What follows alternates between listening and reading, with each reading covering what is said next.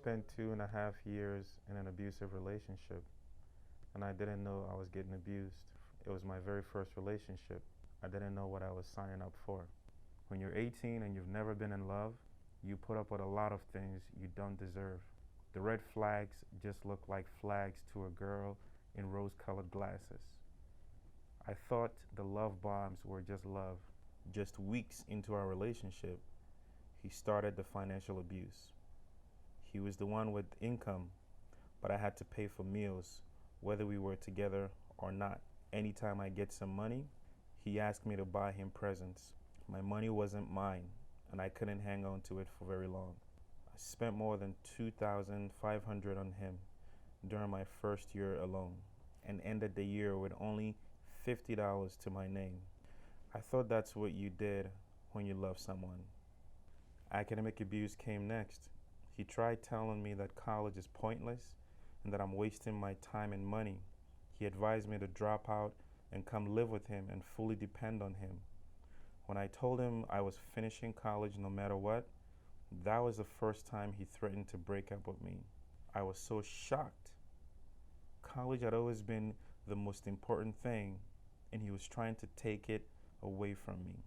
I resisted, but still, I thought that's what you did when you love someone. He didn't sexually assault me until our first anniversary, when he pressured me into trying things I wasn't ready for. I cried the whole time, and he just kept going. It aroused him when I cried after all. If you really love me, you'd do it though, so I guess you don't love me, he said. The guilt was too much, and I caved. I cried the whole night, but didn't think twice. I thought that's what you did when you loved someone. The ultimatums started soon after. Breakup threats didn't scare me anymore. We fought every single day because I didn't know exactly what was going on in his brain. I watched movies that were too feminist. I didn't know who sang Ice Ice Baby. I cared too much about other people. I ignored him while I was in class. I couldn't do one thing right. Each of these was a breakup threat. Eventually, I started secretly wishing he would. I kind of thought that's what you did when you love someone. My dad died in December of 2019, and by New Year's Eve, he was already telling me to get over it and begging me to call him daddy. When I started crying at the thought of this, it was yet another breakup threat. It didn't add up. I didn't find out until later that my dad never liked him. My dad died thinking I was in an abusive relationship with a man that he didn't trust. But I thought that's what you did when you loved someone. Quarantine brought the beginning of the end. He wanted me to cross state lines and stay with him for a week during the very start of the pandemic. I said no, and he threatened to break up with me again. Except this time, he actually did. I felt so relieved. I thought that's what you did when you love someone. I told my mom this, and she looked at me shocked and confused. She told me, "If you're relieved, you didn't love him the way you thought you did." She was right. I didn't really love him. But by now, he had already changed his mind. It only took him 30 minutes to decide we weren't going to break up. But that's when I stood up to him.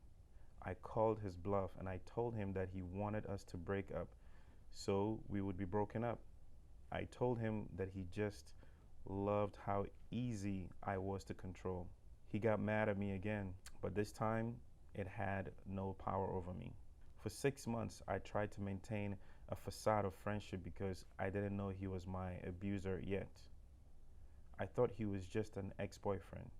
He texted me to ask how I was doing and to call me beautiful. He told me about the new girls he was seeing and told me he was over me. I met someone new and he got jealous.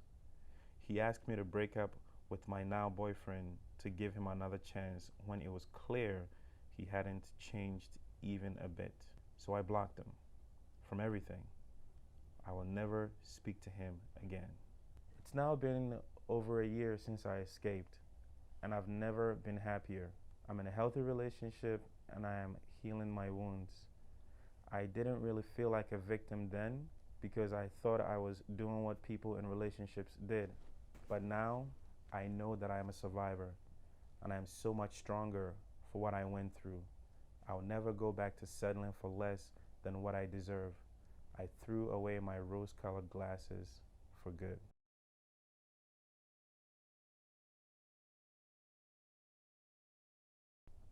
I didn't think it counted. You hear all these stories in the news about sexual assault and how severe the situation was. I voluntarily went to his house. I chose to have a drink. I did not choose to have sex. I didn't understand how victims thought it was their own fault until after the fact. I ran through what I could have done differently in my head. Going out with him more than 2 times before going over, choose not to drink, choosing not to go over there. However, the fact is that no means no. I didn't want to tell anybody. I didn't want to be burdened over something I thought I could push down and hide. I didn't want to be a victim. I didn't think about that moment again until I saw him driving the red truck down Whitney Avenue and felt panic wash over me. In that moment, I knew I had to face the reality that I was sexually assaulted. I didn't realize how common sexual assault was until I did my research. Nearly 1 in 5 women will be sexually assaulted in their life, and this is not okay with me. Women have the right to their own bodies and should be listened to when they say no. The fear and loneliness it brings is overwhelming. It becomes hard to trust people. The physical, mental, emotional stress of keeping everything inside is draining. I felt like there was no way out, and my cries for help turned into physically hurting myself. No victim should go through this pain.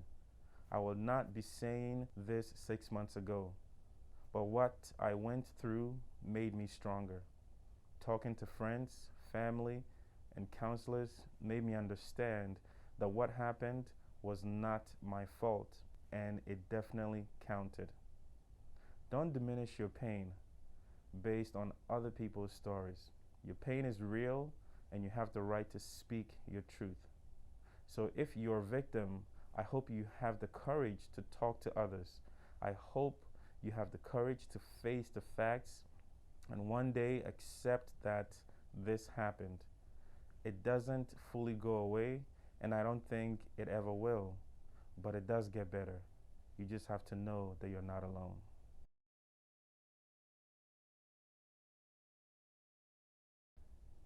It was my best friend's brother.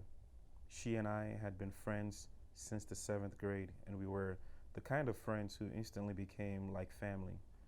I was over her house every other night. Her parents helped me through tough times. I went to their family parties. We even went on vacations together twice. We constantly had talks about how, through all the years, even though we went to different high schools and then colleges, we always kept each other.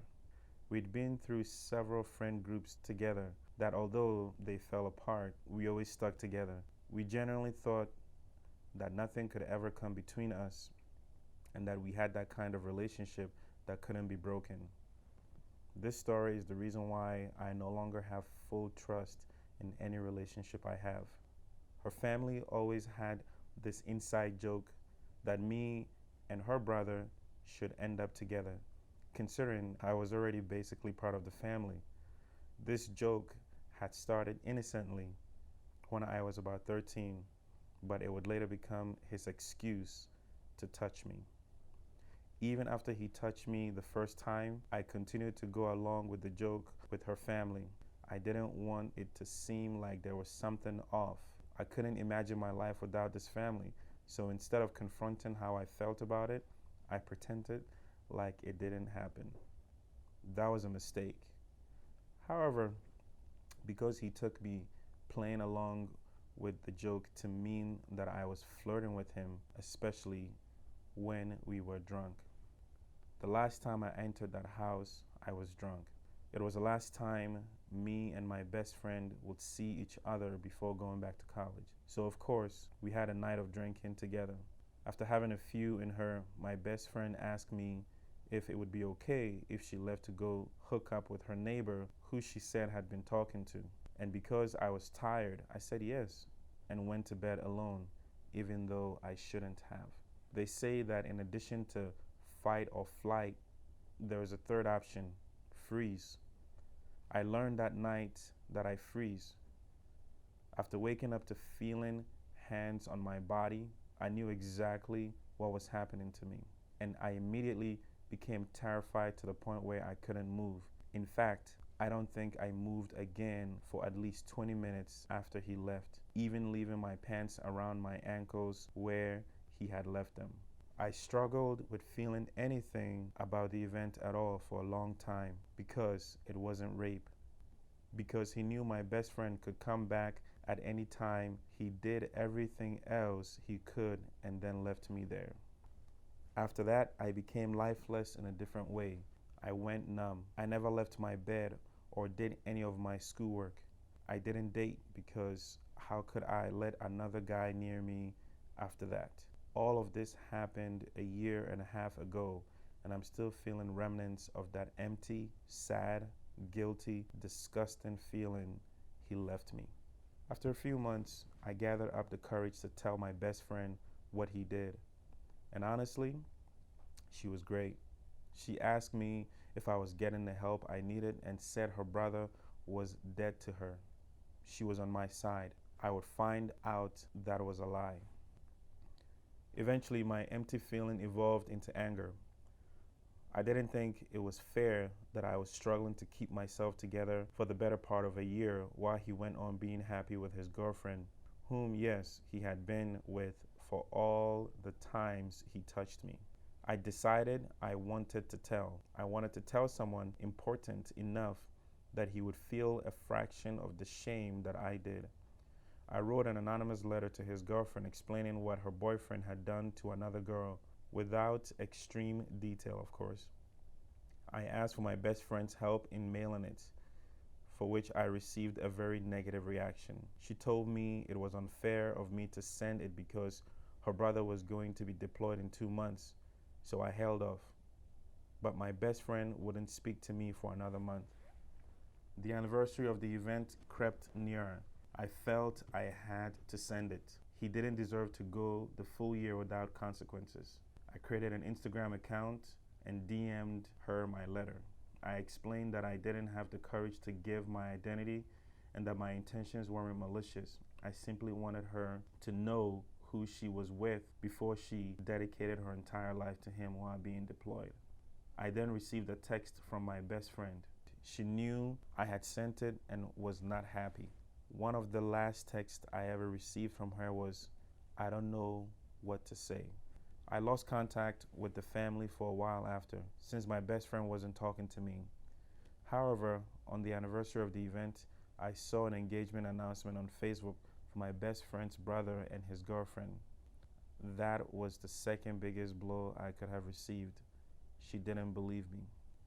The biggest blow came, however, when I saw wedding pictures a few days later. My best friend had ordained their wedding and was clearly in full support of the marriage. She still hasn't talked to me since. I'm now filled with feelings of anger, sadness, and disappointment. Anger that she lied to me when she was not on my side. Sadness that I lost my best friend and family of 8 years. Disappointment that she decided not to look out for that poor girl and tell her the truth. He didn't just take away my happiness for a year. He took my best friend away from me.